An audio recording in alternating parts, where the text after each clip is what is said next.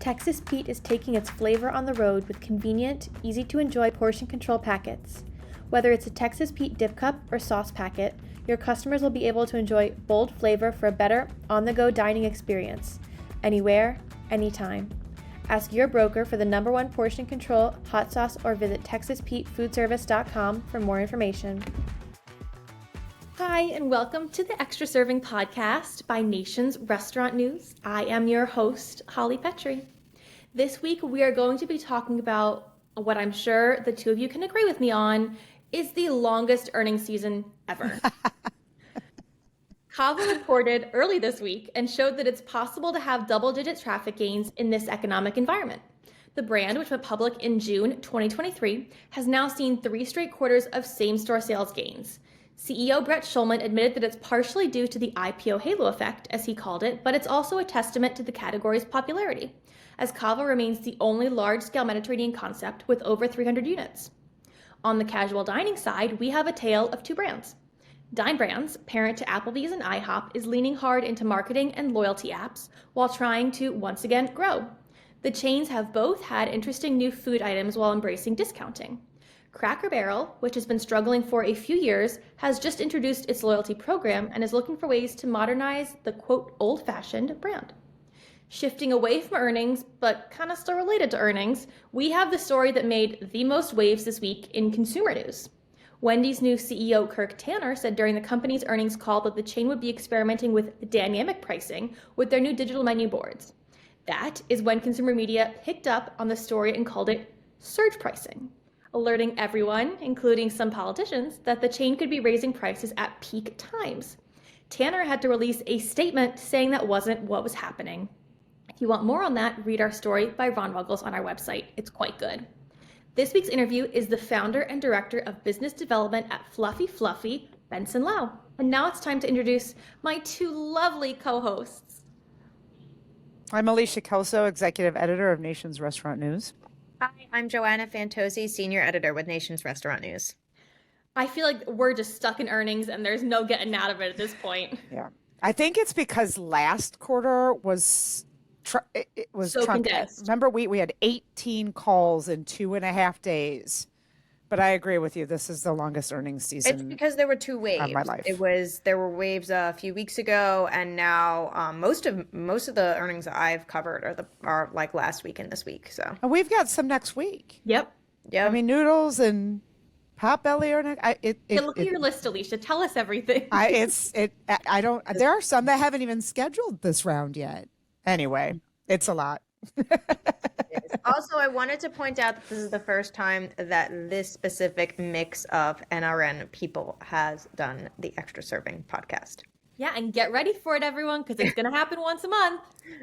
Boy. Yeah, and it's befitting because it's, tomorrow is Women's History Month, so we should be. Yeah, you bring in that tie-in, Alicia. We should be lighting. Yes, we should be. I see that, dancing women emoji and burning bras over here.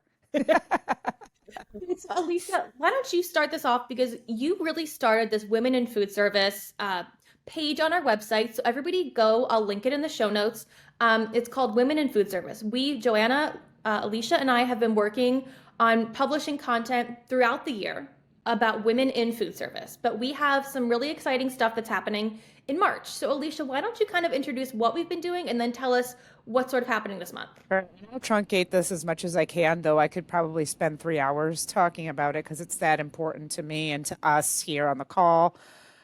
We'd be remiss if we didn't include Sam Okus, our fearless leader as well. I went to an event in late 2022. I was stunned by the lack of women there. I had interviews with several women who were also stunned. We talked about it. We had conversations about it. And, as journalists, what are we able to do? Really, we have to maintain objectivity to a degree. But we also have a unique position, a high level position where we talk to so many people from so many different organizations. We have an opportunity to connect, make the connections. Hey, this is working and this is working over here. And maybe we can talk about those case studies, those best practices, which is basically the impetus behind the Women in Food Service program, which officially launched in January 23. And, as you mentioned, we're just trying to elevate those stories, not just profiles of women who are anomalous, still very anomalous in this industry, less than 15% who have made it to the C-suite, in fact, but also really shine a really bright spotlight on best practices, on case studies that have worked, programming, development, whatever programs that have worked at certain organizations, so that, readers from maybe emerging brands can take pages, and so on and so forth, sort of have a trickle down effect. Culminating just this week, we announced our formal strategic partnership with the Women's Food Service Forum. We felt like this tied in really, really well with what we were doing. We believe in we obviously believe in their mission and their vision. We've all attended their conference in March and have walked away, really empowered and very motivated. And the cool thing about WFF is it turns 35 this year. So I had the privilege to talk to one of their co-founders and their current CEO, Therese Gearhart, last week, and just kind of understand a little bit deeply how it got started. And like I said, our job as journalists is just to make the connections and tell the stories so people can learn from those stories. And we'll be at the WFF conference this year.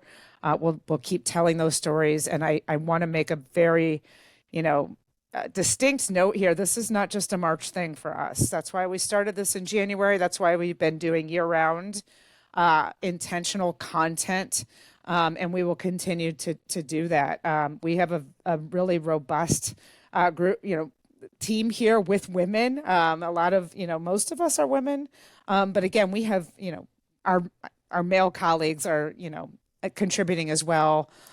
Sam has been, a tremendous asset to us, giving us green lights all over the place and really supporting the partnership. So onward, and, hopefully we can at least add some value, with our platform, which is all we really want to do here to help move that needle. So. Well, it's so interesting that, you talked about how this initiative started. So Alicia, you wrote this great piece on WFF's 35th anniversary. Go check it on our website. I will link that as well.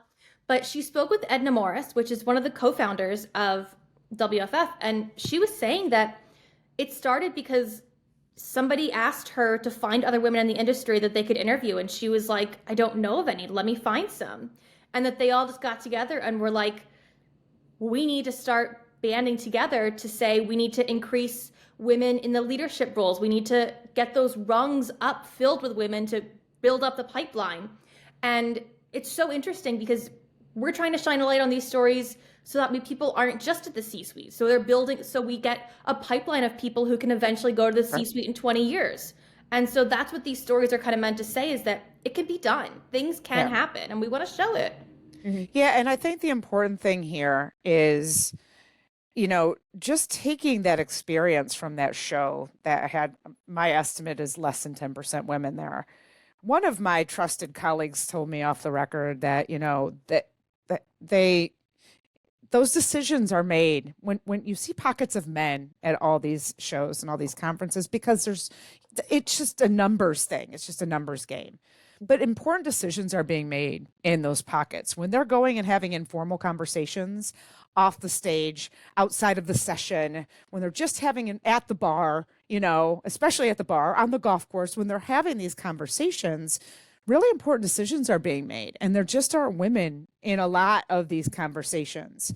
And I think that it has a weird, not as talked about potential here is just getting these women together. It goes back to that foundation of the WFF 35 years ago. It all started because they didn't know each other and they got together. And they made an important decision once they were able to physically get together. And, Therese Gearhart, the CEO of WFF, made a really important point. What if you're a woman who is a CEO? You don't have a lot of peers, female peers in the industry, to rely on to help with some of what's your 90-day plan? And we do have a different perspective. It's not a man bashing thing. Obviously, we're going to gain plenty of value from men as well. But there are unique perspectives that come into play here, and I think the networking piece is probably the biggest. Personally, for me, the networking piece I think is the biggest piece of this. And I think it's something that's incredibly important is it's not necessarily just about, a numbers game of making sure that there's enough women in leadership positions and in leading up to leadership positions. But there are also so many issues that impact mostly women and other marginalized groups. And that might be something like childcare. That might be something like maternity leave, parental leave. And of course, those things also impact men, but it's something that I don't feel like is spoken about enough. And in talking about Women's History Month, I find that the most pitches that I get about interesting women in this industry as a journalist is leading up to March. And why is that? Women should not be treated as kind of this anomaly of or gimmick almost of we'll call upon or pitch you an interesting story of an interesting woman in this industry because it's Women's History Month, and that's all. Like she's interesting because we have to, I don't know, diversity quota, blah blah blah. But yeah, I think that there's so many interesting issues to talk about with and about other women in the industry. To be fair, no minority should be like condensed to 1 month of the year. No, they're meant as a time to embrace people, but they should be embraced all year round. So we want to make sure that we're clear. It's not just women. It's people of color. It's Asian people. API. That's the beauty of the WFF, though. And Therese has made it a point, during our interview last week to note. We've got progress in a lot of areas, and one of them is Black women. The WFF has these distinctive cohorts, LGBTQ, so on and so forth, and sessions at conference and beyond to be inclusive as male allies. It's as inclusive an organization as it strives to be. As encompassing as it strives to be. And I think that's why we identified WFF as such a logical partner here, is we knew that this was going to be about more than just having this conversation about women's parity.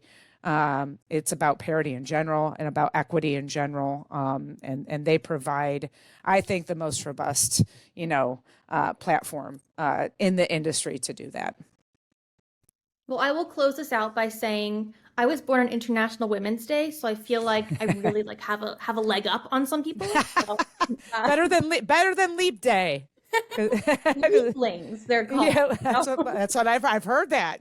I got emails that said "Happy Birthday to Leaplings." I was like, I've never. I bet they get some good deals today at restaurants. Ooh. I bet the marketers have done them right. Well, we saw some cool deals, but that's like the. Voodoo Donuts had little frog donuts because it's leaping like a leap year. Very good. It was cute. It was really cute. Very good. All right, so let's talk about earnings. The meat of the frogging into earnings. Yeah, very good. So let's talk about the meat of this episode, which really is earnings season. All 4 of these stories are about earnings season. And so we'll start with CAVA. It was very anomalous to the industry right now. They saw traffic in December increase 40%. That is a month when people are down, especially fast casuals. So that was interesting. Their sales are up. I mean, they had their IPO. They're in the news. They are in front of people. They're building new restaurants because of this. Like, they know that they have this momentum right now. And I talked to the CEO, Brett Schulman, and he was saying what we have to do now is keep the momentum. We think that we have it because we're a category of one. We define the category. This is where people are going in terms of food choices, in terms of diet, in terms of this is where the direction is heading, especially Gen Z and Gen Alpha, who are more prone to global flavors and spices and those kind of things. So that was an interesting earnings call for sure. They crushed it, 11.4% same-store sales for the quarter, 17% for the year. So I think it's going to be an interesting brand to watch. But I don't know what its future is. I mean, you compare it to something like Sweetgreen, which reports, we record this on Thursday, it reports tonight, also had this giant IPO, absolutely insane. And they've yet to turn a profit. So these are two brands that I think are pretty easy to compare, but we're seeing two totally different stories. And that could be for many different reasons. Could be a timing thing, it could be a brand positioning thing, whatever. So, I mean, what do you guys think about this part of earnings season before we get into our casual dining part of earnings season? I think that I'm glad that you brought up Sweetgreen because I think it's interesting to kind of compare them because it just goes to show you that just because you are a kind of trendier, newer, fast casual that's bringing healthier bowl options to customers doesn't necessarily mean that it's a home run every time. And so it's not just a it's not just a about looking into the category and providing healthy options. And so CAVA seems to have the right stuff. Yeah, and I think I think we have to really be mindful here that this is very strongly driven by the IPO halo. That said, we're going to correct ourselves here. These meteoric numbers will come down to earth. When? I don't know. And I think that's the cool thing about CAVA is it has really strong fundamentals in place that when it comes down to earth, I don't think it's going to go under the earth. I think it's going to be a pretty solid, brand. There's a lot of white space here for development. I think, what is it, Holly? Just above 300 locations. It's your beat, right? Just above 300. A lot of white space. The demand for Mediterranean, as you mentioned, and that health halo, very strong, particularly among younger consumers. They just put their pieces into place for a rewards program, which is a lot of upside there. I think analysts were forecasting a long-term potential for this brand to generate $2.5 billion. And just for context, that's what concepts like Wingstop and Outback Steakhouse and Jersey Mike's and Cracker Barrel, that's about what they pull in. And so I think that's really where we're going to be looking is, this potential. What really interested me, and again, I kind of want to defer a lot of this to you, Holly, since it is your beat and you have the strongest pulse here, is their discussion during their earnings call about the importance of dine-in. And I love that because I worry so much. I worry too much about lots of things, but for this industry, I worry we're going way too hard on, Delco only types of concepts. Obviously, the smart brands are going to have, a diverse portfolio of prototypes for their franchisees to develop in any market. But are we going overboard on delivery and carryout only, digital only? Are we going overboard on that? I think the consumer still very much wants to dine out, and still wants that experience. Or at least wants that choice. And so I thought that was really interesting. And I also think that's the sweet spot for CAVA. Fast casual is a sweet spot in general. You've got folks trading up from QSR who are sick of QSR pricing, even though everybody's doing it. You've got folks trading down from casual. There's trading in and out all over the place. And fast casual sits in that sweet spot. And so does CAVA. So they see over 60% of their guests dine in, which is, they told me that, and I was like, that's an insane amount of dine-in for a fast casual. Over 60%. That's completely not an industry standard at all. And we've seen a lot of other fast casuals really go towards this digital-only model, like you were talking about, Alicia. You bring up Sweetgreen as another option. They're almost like, they're full force into delivery-only, pickup-only, digital. And CAVA, while it has all of these options, it has digital pickup, it does have that. They know that a lot of their customer wants to dine in. And I think that maybe the reason that they are so popular in general is because people may be trading down from like a steakhouse, and that is a dine-in experience. And when you go to CAVA, it's not built the same way as a Sweetgreen, as a Dig, as a Chipotle. They're built a little bit homier. And he was saying that hospitality is really important for the brand. And part of that is because when they did their IPO, they took that money and invested heavily in raising employee wages and bringing them new benefits. And so that was part of the reason, he says, why the hospitality is so high at CAVA, because the workers are happier than they would be at some other places. And they're designed, some of the things they brought up on their call was this new store design, which is just going to be meant to be even more of a place to be and place to sit in. So, it's a really interesting brand when it comes to stuff like that. You don't see any fast casual saying over 60% dine in.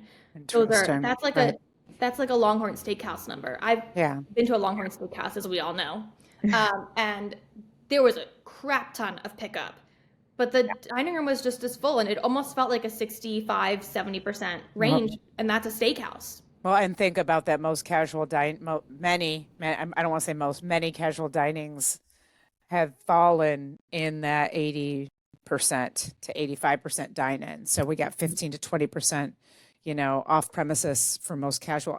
And that's not that far behind, but again, it's got that fast casual price point and speed and so forth. So that it's a really interesting model overall. And, I did not know that that's what their investment went largely into. And I think that's got a huge upside for it. They also have the CPG business. They're just a really interesting company overall, and are doing a lot of really, really cool things that, we could probably report about every single day. But I think it's all going to come back to look at Wingstop. What's going on there? That's also anomalous. And I know that we've already talked about that, but I think it goes back to that category of one, that very unique positioning. It cannot be overstated. We have such a saturated industry that's going to it's going to correct itself, from the restaurants eventually, sooner than later, from the restaurants that we lost in the pandemic. And, this very sea of sameness, you have to differentiate yourself in one way or another. And here we're doing it with the menu. Okay. That's good. They were saying that AB 1228 in California isn't going to affect them at all because they're already there. They have nothing to, their pay is there. They have nothing to add to they've hit it that naturally, that across the country. So, I think that's an interesting thing to take, away from this, is that pays to pay your employees well. Yeah. It pays off. Yeah. And backpedaling a little bit about that number of I can't believe that number of dine-in, which is pretty crazy. And it reminds me of how the buzzword of, I feel like it became the buzzword in 2021, 2022, was omnichannel. And it was still talking about it, but just because you are capable of having both delivery and dine-in and CPG and all these different avenues of revenue doesn't necessarily mean that it's friendly toward or welcoming toward that. And I think that what they have kind of mastered is that ability to be interesting toward people that would want to do dine-in, which is unusual for a fast casual, and kind of have these other avenues of revenue. And I do think that kind of makes them a differentiator to other brands in the same space. Well, so that's a good segue, kind of going from this dine-in to another dine-in, which is our casual dining segment today. Joanna, you report on Cracker Barrel, and Alicia, you report on Dine Brands, two very different ideas. So we've seen IHOP and Applebee's do all these new menu innovations. You think about the Wonka menu from IHOP that went gangbusters. Their loyalty program is crazy. I'm sure, Alicia, you're going to talk more about that. And then you have Applebee's, who's been doing these great marketing campaigns. And they've yet to see real incremental growth from that. But you also have Cracker Barrel, who's seen the opposite. It's not as bad as it sounds. They're a brand that hasn't really gotten that momentum for a while, and they have a new CEO in Julie Fels-Massino, who has all this Taco Bell experience, which is kind of a weird thing to go from Taco Bell to Cracker Barrel. I'm a little curious to see how that plays out in the long run. But Cracker Barrel's they're they're an old country store. So they have this to contend with as they try to modernize for the future. So how do you guys think casual dining is playing out this quarter, and how do you think it'll play out moving forward? What's the way forward? I think I think we have to be cautious here. Obviously, casual dining is not homogenous. And I don't know how to answer that question otherwise. I mean, I think that, there's some that have to report still. Darden hasn't reported, and they've got Olive Garden that is just doing tremendous things. But, for the most part, we've seen either inline or beat from casual so far. There have been a couple of misses, but they've been slight misses. And I think in the context of Q4, casual in particular really benefited from having, the Christmas holiday fall on a Monday. So there's a lot of things into play. Q1, I think, is going to be a more telling story to understand how these full service brands were able to navigate some crappy weather in January. And a lot of executives have already pointed that was a problem. But those same executives have reported that, they've seen really swift recovery so far. So I think when you want to talk about casual dining, I think it's important to talk about the continued resilience of the consumer. And I was fortunate enough yesterday after Dine Brands reported I love talking to CEO John Payton because he's just, he's very measured in how he speaks. I'll ask him a question. It feels like I dropped the call, but he's just really thinking really hard because he has such measured responses here. And, Dine Brands has as unique a perspective on this segment as anybody because they've got IHOP, family dining, and they've got Applebee's, which is, one of the, the biggest casual dining brands, if not the biggest. So I think what it comes down to is Applebee's same-store sales miss. They were down 0.5%. IHOP has been up for 11 straight quarters. And, this is a good, like I said, a good cross-section of casual in general. There are some struggling more than others. Red Robin reported last night. They're still really having a hard time finding traction, but they're going through a complete overhaul. And, shame on us if we're not patient with that. I don't invest in them. So it's easy for me to say, but I think a lot of their stuff is starting to really work. And I think we'll see the fruits of that, toward the end of this year. As it applies to Dine Brands, again, what John Payton said really struck me. We're not seeing a consumer cohort shift. We are impressed and a little surprised by the resilience of the guest. By resilience, we mean the target customer continues to dine out. When they dine out, they're still looking for full service restaurants. Our data shows they may be dining out 1 or 2 times less, but when they do, they're looking for full service. And this is a direct response to McDonald's, to Wendy's reporting that they've lost some traffic with low income consumers. And that becomes a macro conversation, right? Unemployment is low, wages are up, debt is up. It's a weird picture still. We've talked about it forever. How does this apply to casual dining? Well, I think QSR, in some instances, you take the McDonald's low income as an example. I think that, consumers are fed up. They're price weary. And these prices have been high for a really long time now. And fast food isn't supposed to be expensive. And so what are they paying more for?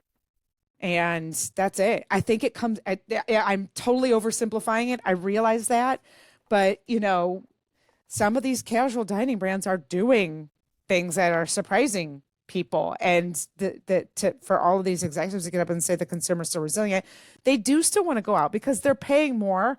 And when those prices become closer to parity at QSR and fast casual and casual, well, they're going to pay for service and not having to clean up their kitchen and not having to take that stuff in the car and eat it in the car so it gets cold. All of these things start coming into play. And I think I'm probably likely oversimplifying it, but I think casual dining is okay right now. And I think that surprises me as well. Alicia, I definitely agree with you on pricing here. I think that it is amazing to me that the pricing differentiation between quick service, fast casual, and casual dining really has shrunk. I noted that I went out to a fast casual burger place, and it was the same. I calculated that it was the same cost as a McDonald's burger. It was like the similar meal, and it was the exact same cost, and I was kind of surprised at that. And then I feel like, yeah, that casual dining, you want that experience. And that's something that pricing is something that Cracker Barrel was really concerned about in their call. They've been struggling for quite a bit of time, and one of the strategies you can take, I guess, if you're struggling, is to keep taking price. And that's not something that they necessarily always want to do, because Cracker Barrel is known for just having really affordable pricing, and that the average person, the average family can afford them. And if that kind of goes away, then the point and the branding of Cracker Barrel kind of goes away. And so they really want to be careful there.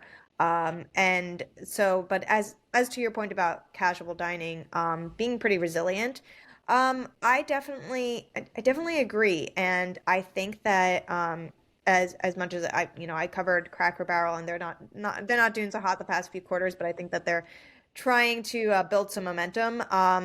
I think that it really comes down to, at least a portion of it comes down to making sure that your brand is modernized, and making sure that your brand appeals to different younger cohorts that want different younger demographics that want different things, and that you aren't just necessarily stuck in the past. And I think that that's what Dime Brands has done. That's what Cracker Barrel is trying to do in implementing their new loyalty program, and trying to get up to speed to other casual dining brands.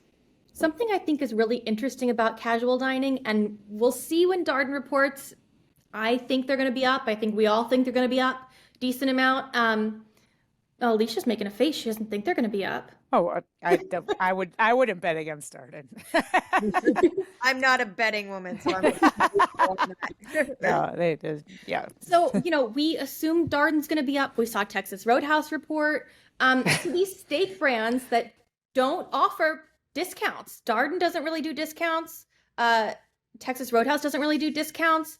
They're doing well. And so I think that there's an interesting take on the consumer mindset when it comes to casual dining. Steaks, they don't need a discount. They want their steaks. They're going to sit there. They're going to eat it. They're going to love it. Everything else, it seems like they need America. I'm going to eat it. I'm going to love it.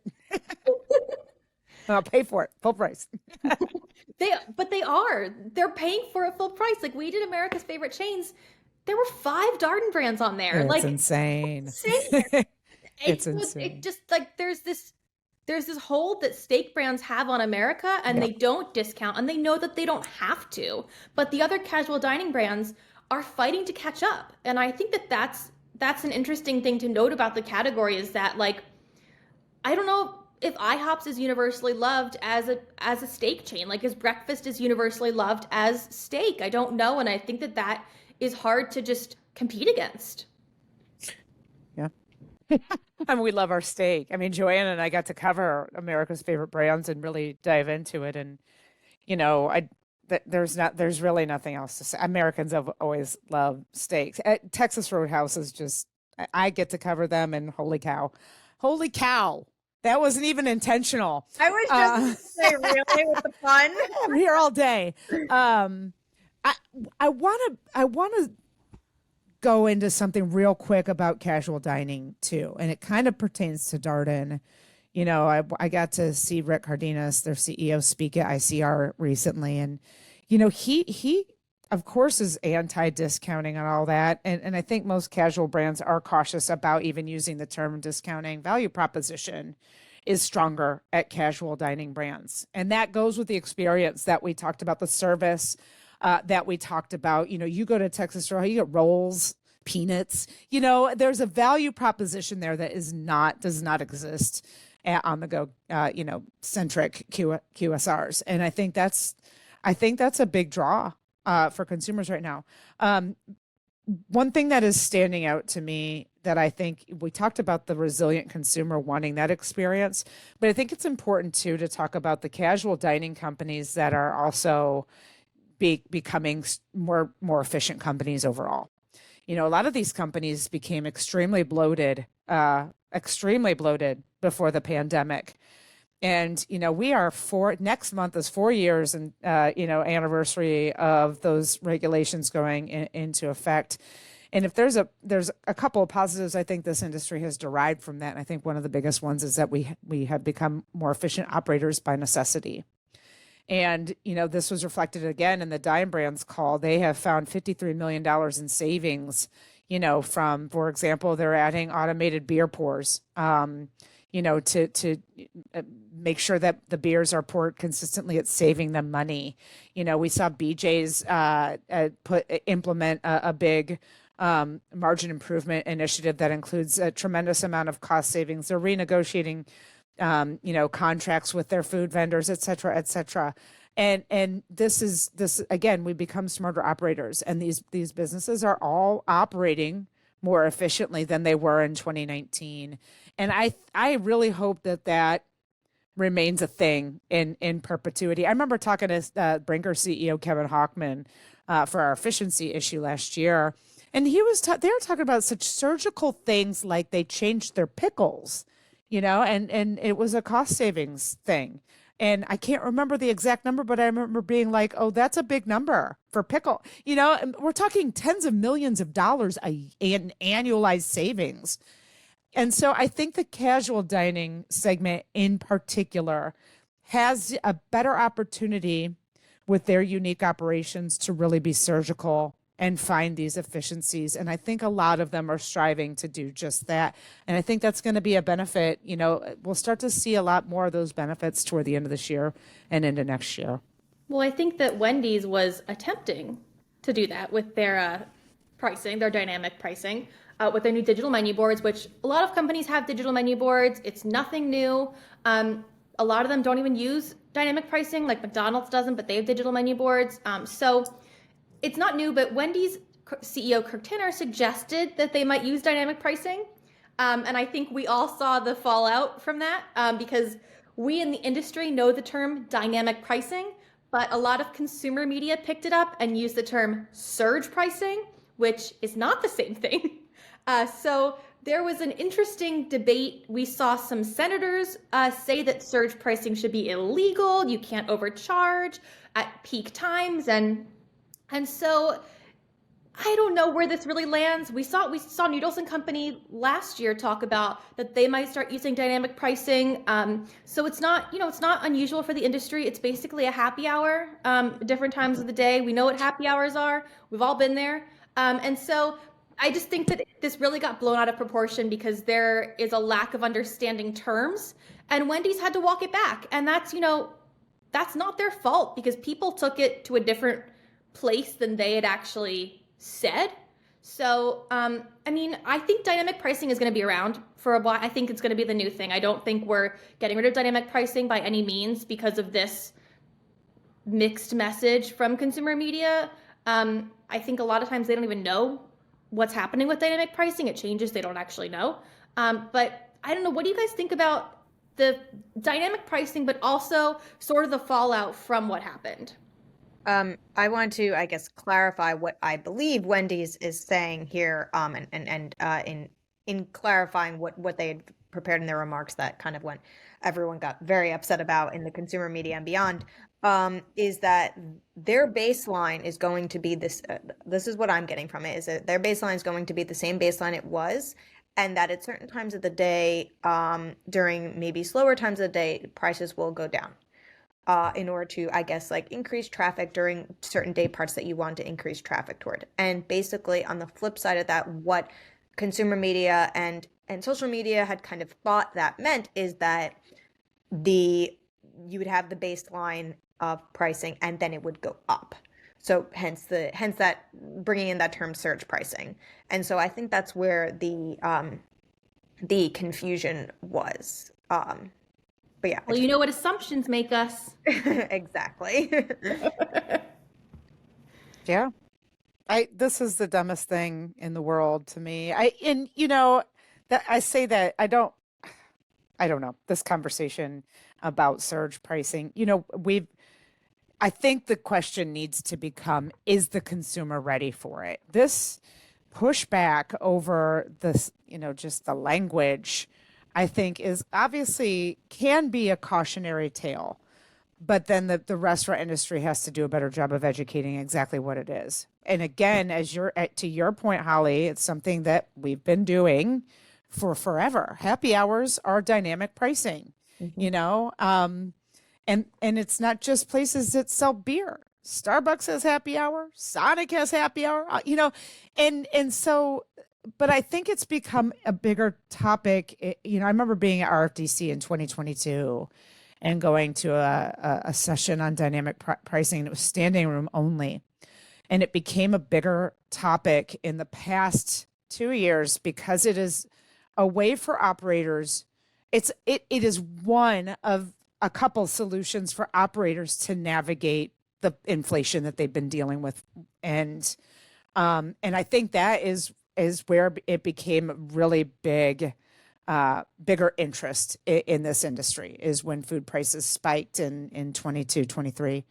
And how can operators use it to do, subtle pricing changes throughout the day? Yes, as a traffic generator, but again, to navigate the higher costs. And that's not just food costs.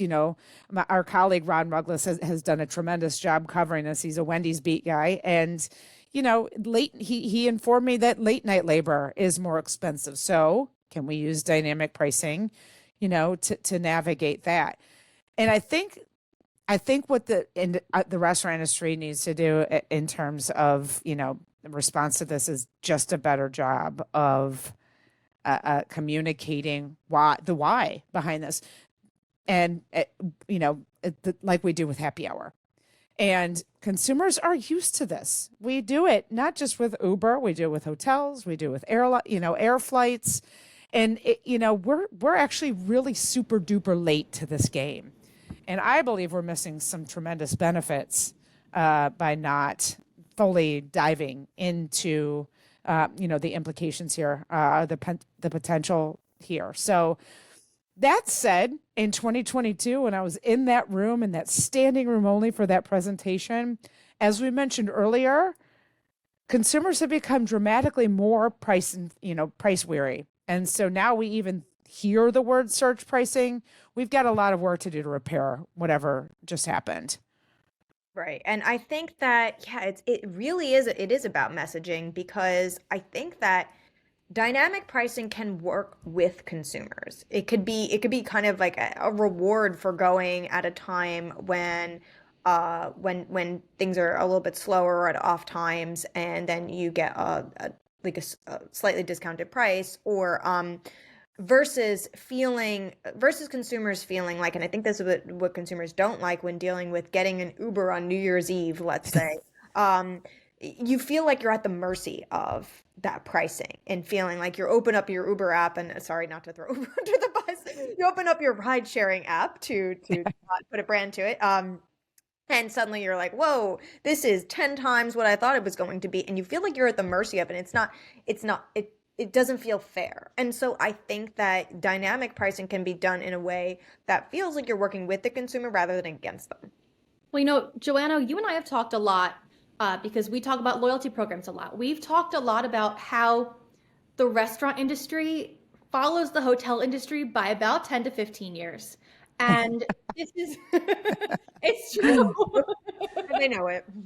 They know it. They know, it took decades for loyalty programs. But, we talk about dynamic pricing when it comes to hotels, and now restaurants are introducing this. And, it's not the same thing as hotels, because hotels are not a daily occasion. Food is a daily occasion. So it's a different mindset that you have to use when you're thinking of hotels versus food when it comes to pricing. But when we were at the office before COVID even happened, this was 2019, 2018, there was a Just Salad across the street from us that used dynamic pricing pre-pandemic, nothing to do with inflation.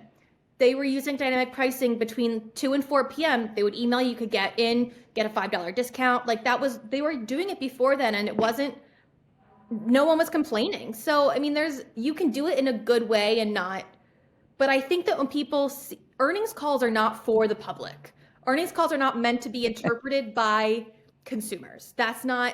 There's no correlation. The earnings calls are for the industry. They're for financial experts. They're for people in the industry to know what's going on.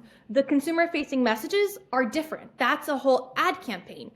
Like Wendy's didn't know this was going to happen, because if they had known, they would have had ads ready. They would have had a counter message to send out to consumers, because they would have been ready. But you don't ever know what people are going to pick up on. And I think that that's kind of the lesson here, is that I think people are going to be a little bit more cautious about during these calls moving forward, is that they don't know how things are going to be interpreted by a consumer-based media rather than by an industry-based media. And I think it's going to make us get a little bit less information during these calls, to be perfectly honest. Maybe. I think as it applies to dynamic pricing, the important thing here is it was happening well before the pandemic, and it's going to happen well after the pandemic. And the industry, I think, could use it. I think it's going to be, a benefit. And I don't say that in a bad way. It's not surge pricing. We're not fleecing the customer or anything. We're simply being smarter operators. And can we support our higher labor costs at late night? Can we do something to better manage our higher food costs and so forth? And again, this is one tool in the toolbox. The toolbox is pretty big. I think that restaurateurs and operators and C-suite people, I think that they deserve dynamic pricing more than some other industries do. I don't know if that's the right word, but like you think about airplane rides. I'm about to get on an airplane. Those are surge prices. Like they will gouge you for prices for different flights, depending on the day. We're used to that. And I think the restaurant industry deserves the slack a little bit more than the airline industry to play around with margins. prices. Our margins are woefully thin in this industry. But Yeah. I think it's also an important point. We talk about happy hour. We've been doing dynamic pricing forever. We're going to move product at the end of the day. We're going to lower the prices at the end of the day because we want to move product and we don't want food waste. So there's so many applicabilities to this. That's why I said in the beginning, this is so dumb. Oh my God, that's so dumb. Well, and I feel awful that it escalated in such a dramatic way. And, all of us know, and as Ron so astutely pointed out, an erroneous way.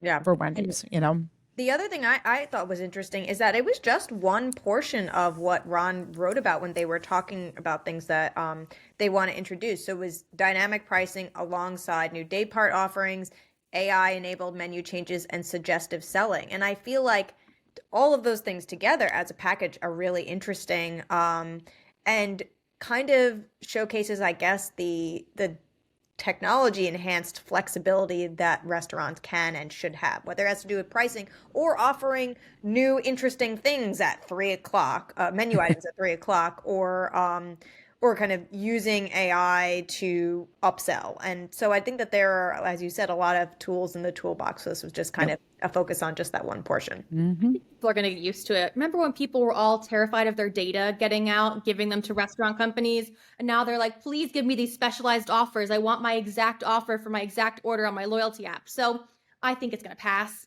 People go through phases. We'll just get used to it. Customers will get used to it.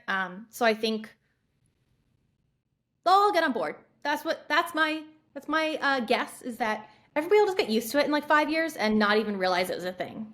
I could tell you personally, I'd probably prefer dynamic pricing in some circumstances and 8.9% pricing blanketed. I would love dynamic pricing. I mean, I love happy hour so much. Yeah. Like if Taco Bell was discounted at 10 a.m.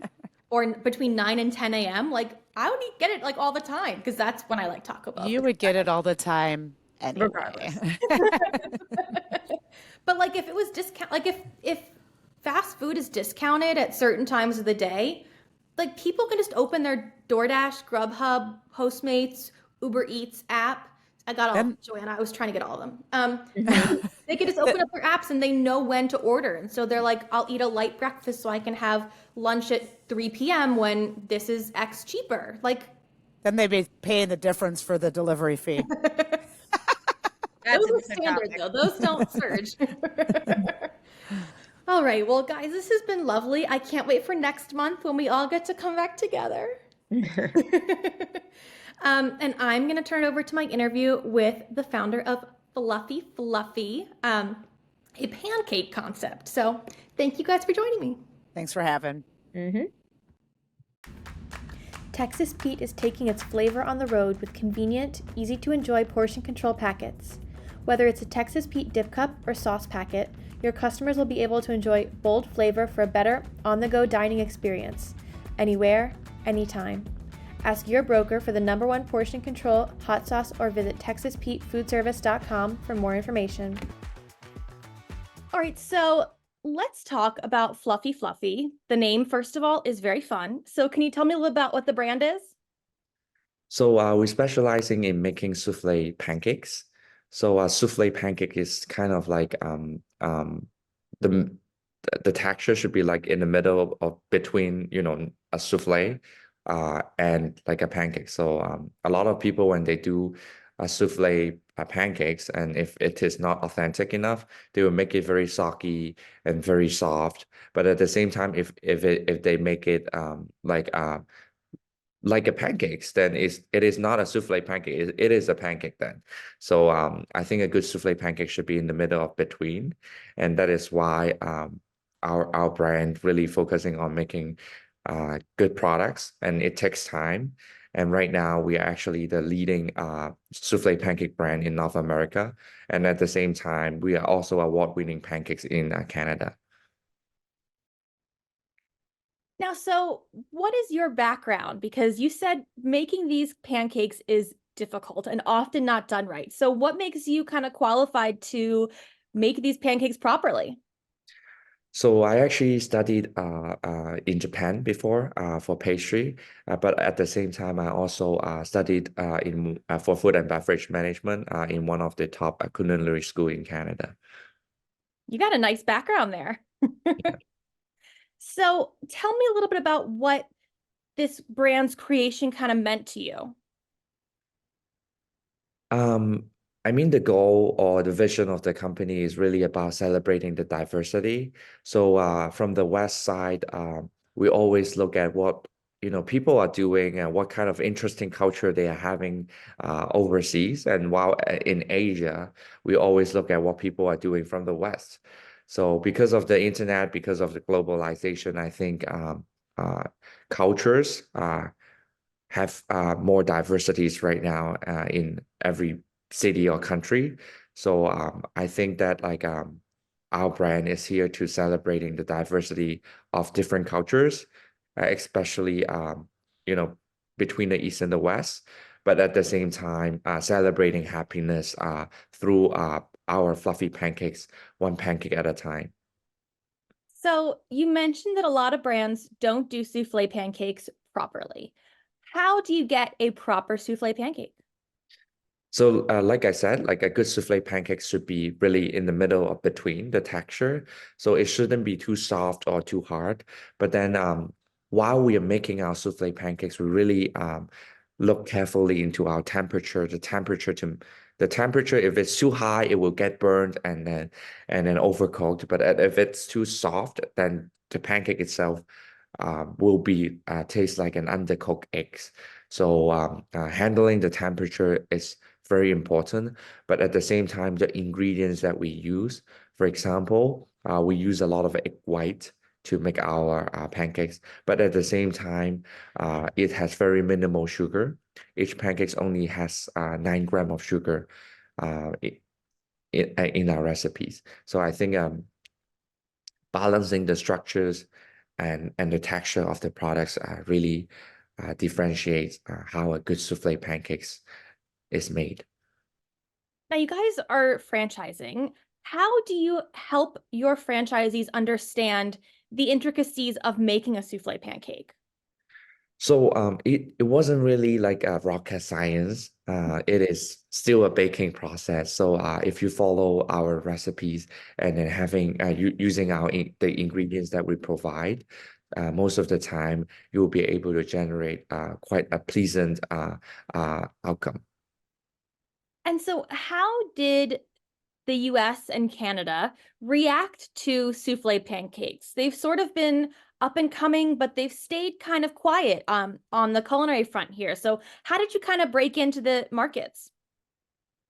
I think right now a lot of people know about our brand, and then in most of our grand opening, like there are hundreds of people lining up to wait for pancakes, and sometimes the waiting hours could last for hours. So I would say like in a customer's perspective or general audience perspective, not from the industry, I think people do love our products and they do love our brand of bringing positivity and the cultural diversification as well to the no local neighborhood. How do you bring positivity to the neighborhood? That's hard. I mean, like, who doesn't like desserts? And at the same time, who doesn't like sweets, right? Right. So, I think how we train the team and also our mission is to spread happiness one pancake at a time. So I think it's really not just about the product; it's bringing a little bit of sweetness, but at the same time, I think the personality of our team is also important. When we have a pleasant personality, I think we are more capable of spreading, happiness and uniqueness to people. Yeah, energy attracts energy, pretty much. Yeah. So, you studied both food and beverage and culinary pastries. How how did you land on souffle pancakes as what you were going to do? So I like eating around, but at the same time, like I love pancakes. So I think that is the reason why. Like the first time I tried these pancakes myself, I'm very surprised about how delicate this dessert is. What are your thoughts on an American pancake? What do you think about them?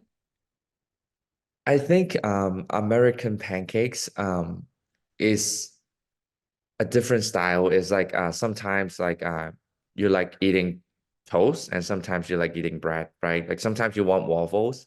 So it is not A or B thing. I think it's more like a preferences, your personal preferences, whether or not you want to be more fulfilling or you want to be more light and airy, because right now I think people do care about their sugar intake and do care about like how much they're eating. They're always trying to control the calories and not eating too much. So I think like to me, like I think this is more the future generation of pancakes, because people like to eat in the smaller batches. They want to taste a little bit of everything, and our fluffy and airy pancakes do fit this category. And so, what does the menu look like at Fluffy Fluffy?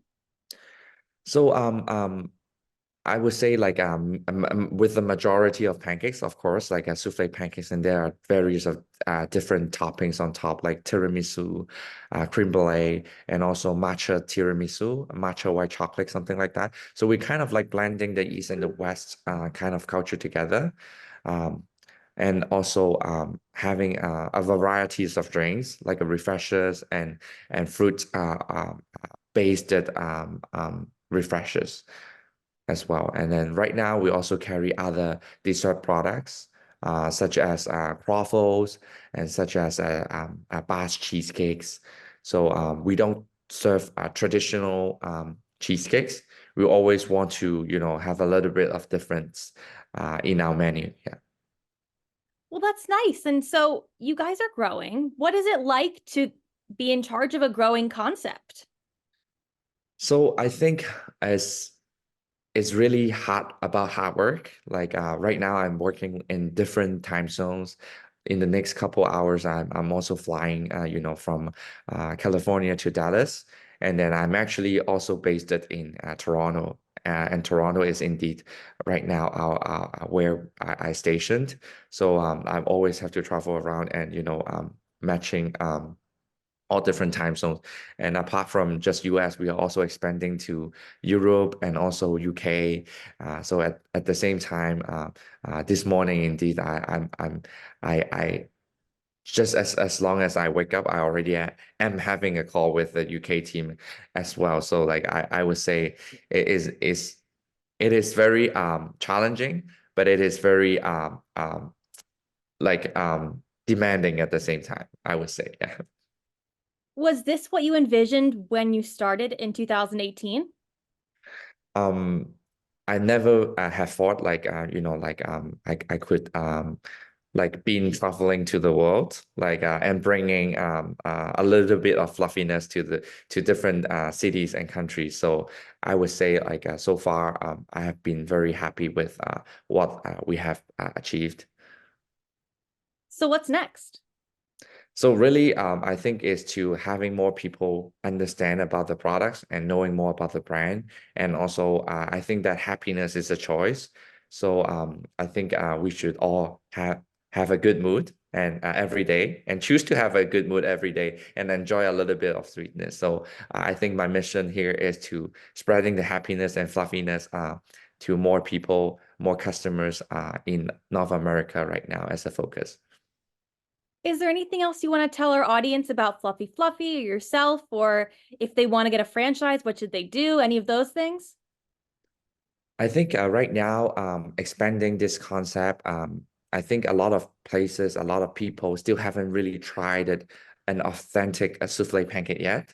So I think if you are one of, like the kind of the early adopter, or like you want to be a pioneer of, one of, the person who spread, had a little bit of fluffiness, then I think our concept is really a good fit because like we don't need any like fancy cooking or playing with difficult cutting or meat in our menu. It's mainly dealing with eggs, cream, dairies, sugar, and very simple ingredients, but making it sophisticated. So I think for people who wants to start a cafe or restaurants and does not want too many hands-on chef work, I think we will be a very good options for that. Great. Well, thank you so much for joining me today. Texas Pete is taking its flavor on the road with convenient, easy-to-enjoy portion control packets. Whether it's a Texas Pete dip cup or sauce packet, your customers will be able to enjoy bold flavor for a better on-the-go dining experience, anywhere, anytime. Ask your broker for the #1 portion control hot sauce or visit TexasPeteFoodService.com for more information.